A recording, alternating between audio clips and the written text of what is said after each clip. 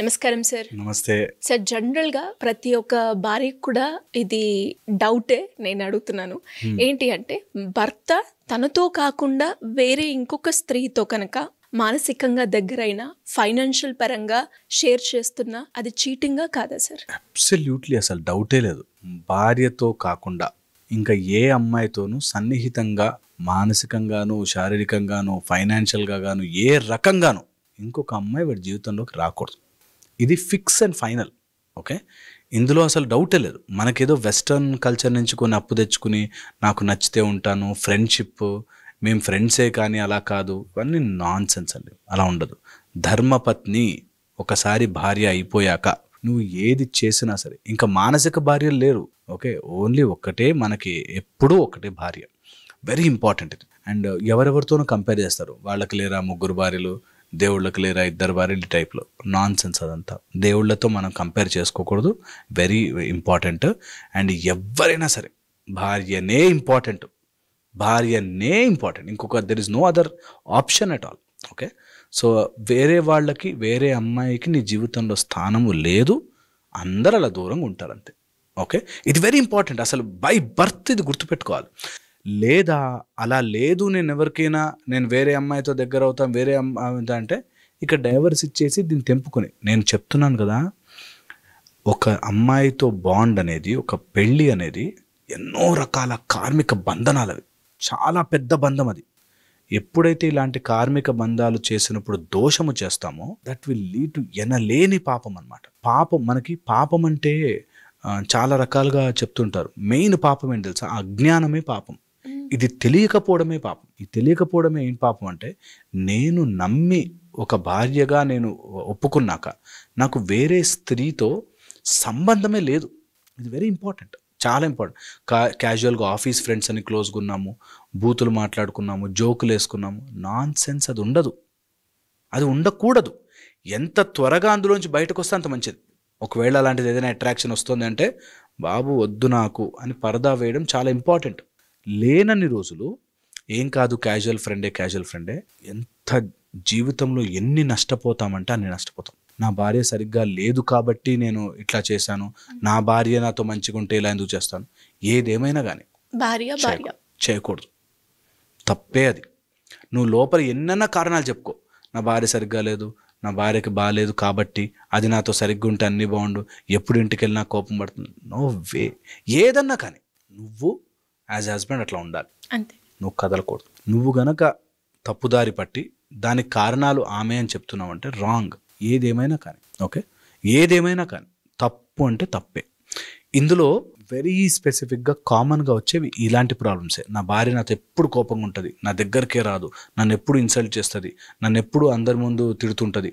అందుకని ఏదేమైనా కానీ నువ్వు ఆ విషయాలు డీల్ చేసుకో, ఆ విషయాలు మాట్లాడుకో, ఆ విషయాలు సెట్ చేసుకో, ఆ విషయాలు గట్టిగా కలిసి ఇద్దరు కూర్చొని కొట్లాడుకోండి. కానీ వేరే స్త్రీని లోపలికి రానివ్వద్దు, వేరే స్త్రీని జీవితంలోకి ఎంటర్ కానివ్వద్దు. అంతే. ఇది ఎంత బాగుంటుందంటే తర్వాత లైఫ్ నిజముగా ఒక పాతివ్రత్యము ఆర్ పత్నీవ్రత్యం, వైఫ్ని కూడా అలాగే చూడాలి. నాకు ఏకపత్ని వ్రతము అన్నీ రాముడు ఎలా అనుకున్నాడు, అలా గనక మీరు అనుకుంటే తెలియని శక్తి మీ లోపలికి వచ్చి చేరుతుంది, అన్నీ కుదురుతాయి. ఓకే, ఇది రుణానుబంధ రూపేణ పశు పత్ని శుతాలయం అని. పత్ని ఒక రుణముగా వస్తుంది నీ దగ్గరికి. నీకు బ్యాడ్ వైఫ్ వచ్చింది అంటే ఎన్నో జన్మల రుణాలు తీర్చుకొని పోవాలి నువ్వు. ఇప్పుడు తప్పు చేసావంటే అది చక్రవడ్డీ కింద ఎన్నో రకాల కర్మలు చుట్టుకుంటాయి. సో ఎట్టి పరిస్థితిలోనూ భార్య ఎలాంటిదైనా కానీ, రాక్షసి కానీ, గయ్యాలి కానీ, నువ్వు తప్పు చేసే హక్కు నీకు లేనే లేదు. ఓకే, వెరీ ఇంపార్టెంట్ ఇది. ఇది చాలా సింపుల్, అందరికీ తెలిసినది, నేను కొత్త విషయం ఏం చెప్పట్లేదు. అయినప్పటికీ దీనికి ఒక సిస్టమ్ ఉంది. నీకు నిజంగా అలా నచ్చలేదు, కొన్ని కుదరలేదు, తప్పలేదు, డైవర్స్ ఇవ్వు, లీగల్గా సెపరేట్ అవ్వు, దెన్ వేరే. బట్ కార్మికంగా ఒకసారి బంధం ఏర్పడిపోయాక మోసం మాత్రం చేయకూడదు. కట్టి కుడుపుతుంది అంటారుగా, అట్లాగా చుట్టేస్తుంది అలాంటి కర్మ. అండ్ అమ్మాయి కళ్ళలో నీళ్లు తెప్పించి చెడుగా బిహేవ్ చేసి తప్పుదారిగా మాట్లాడి నో వే, నో ఛాన్స్. అది ఎప్పటికీ రాకూడదు, ఎవరి జీవితంలో రాకూడదు. అలాంటి సిచ్యువేషన్ ఏ అబ్బాయికి రాకూడదు. నిజంగా అలా మోసం చేయాల్సిన సిచ్యువేషన్ ఏ అబ్బాయికి రాకూడదు. అది ఒక కర్మ అంతే. దాన్ని ఎంత త్వరగా మనం వదిలించుకోగలిగితే అంత మంచిది. అలా ఎప్పుడు అనిపించినా నా భార్య చాలా మోసం చేస్తుంది, లేకపోతే వేస్ట్గా ఉంది, వేరే అమ్మాయి జోలికి వెళ్ళొద్దు. నీ లోపలే శక్తిని స్వరూపంగా మార్చుకో. అంతే తప్ప బయట వెళ్ళి బయట తప్పు పని చేసి ఇరుక్కుని అది ఎప్పుడు ఇట్ క్రియేట్స్ నెగిటివిటీ. నేను చెప్తున్నా కదా, it will always cause troubles, ప్రాబ్లమ్సే వస్తాయి. అందులో ఏది కూడా రైట్ అవ్వే ఛాన్సే లేదు. నువ్వేదో అప్పటికప్పుడు ఎంజాయ్ చేస్తున్నావు అనుకుంటున్నావు, కానీ కాదు కాదు కాదు, తప్పే. It's for sure. ఒకవేళ కనుక ఎవరైనా లేడీతో అంటే తెలియకుండానే ఫ్రెండ్షిప్ ఏర్పడిపోయి క్లోజ్ అయిపోయి దాని తర్వాత ఇప్పుడు ఆ అమ్మాయి మా దగ్గరకు వచ్చేవాళ్ళు అలా ఉంటారు. నేను క్యాజువల్గా మాట్లాడానండి, కానీ ఆ అమ్మాయికి నా మీద ఫీలింగ్స్ వచ్చాయి, అందుకని మేము ఇప్పుడు కలిసి తిరుగుతున్నాము, దానికి మా వైఫ్ కుళ్ళు పడుతుంది.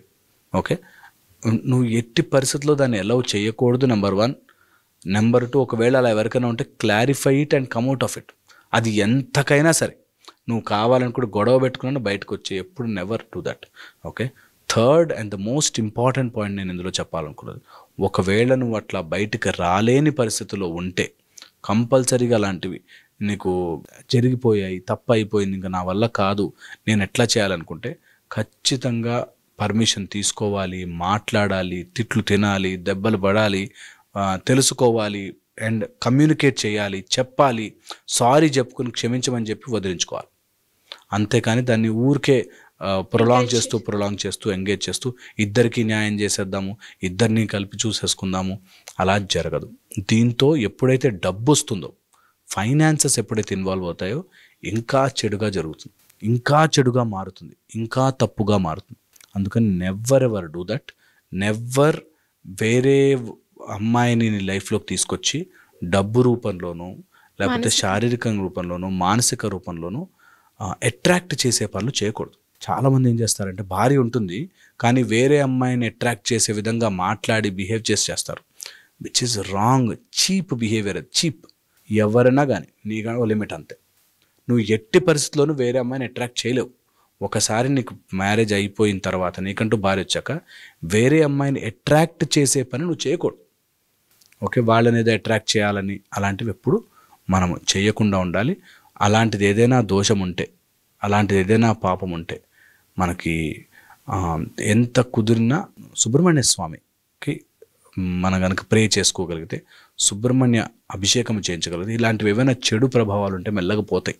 ఓకే, సో సుబ్రహ్మణ్యకి సంబంధించిన ఏదైనా ప్రొసీజర్స్ కానీ లేకపోతే సాధనలు కానీ చేసుకోవడం చాలా ఉపయోగపడుతుంది. లేదంటే హనుమంతుల వారిని పట్టుకుంటే భద్రాంజనేయ స్వరూపం ఎప్పుడు హెల్ప్ చేస్తుంది. హోప్ ఇది హెల్ప్ చేస్తుంది. ఖచ్చితంగా సార్. అండ్ చాలామంది ఇప్పుడు మనం చూస్తే అంటే ఒక్కసారి మీరు అన్నట్టుగానే భార్యతో అంటే పెళ్ళి ఎప్పుడైతుందో మంచైనా చెడైనా లేదంటే ఇంకేదైనా కూడా భార్యకి భర్తకి భార్య సర్వస్వం చెప్తూ ఉంటారు. బట్ అలా కాకుండా ఒక స్టెప్ తీసుకొని ముందుకెళ్ళడం మనం చూస్తే ఇది సైకలాజికల్గా మనకి నెగిటివ్గానే అండ్ స్పిరిచువల్ వైపు మనం వెళ్ళినా మనని కర్మ కూడా ఖచ్చితంగా. అబ్సల్యూట్లీ అది తప్పే. నిజంగా కూడా పీస్ ఆఫ్ మైండ్ ఉండదు. ఖచ్చితంగా మనం అనుకుంటాం కానీ అసలు నో పీస్ ఆఫ్ మైండ్. అలా చేసిన వాడు, తప్పు చేసిన వాడు, చీకటి పని చేసిన వాడు చీకటే. చీకట్లో ఏ పని చేసినా తప్పే. Thank you sir. Thank you so much.